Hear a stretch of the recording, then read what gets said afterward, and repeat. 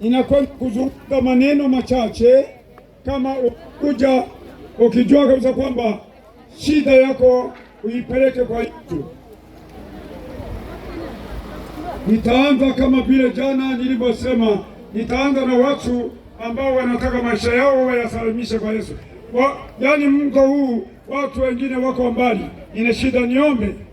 Ninaanza na watu ambao mioyo yao wao useme siku ya mwisho nilikuwa na shida niokoke. Njoo karibia hapa. Kama moyo wako unakutuma haya mambo, kwa nini aje yanikute nyota bakanga, aje yanikute nipate shida, nipate dhiki, naomba pita hapa tuombe na wewe mara moja, alafu niombe watu. Pita hapa. Wewe uliye na kiu ya kujiponya, toweni njia, toweni moyo, mnawapa njia wale wanaotaka kuja kusalimisha maisha.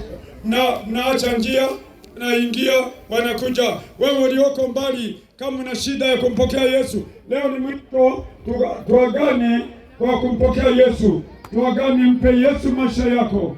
Wewe usimwangalie fulani, usimwangalie bwana fulani hajaenda. Wewe ni wewe mwenyewe, huku moyo wako kama unakusukuma habari ya kuokoka. Usisubiri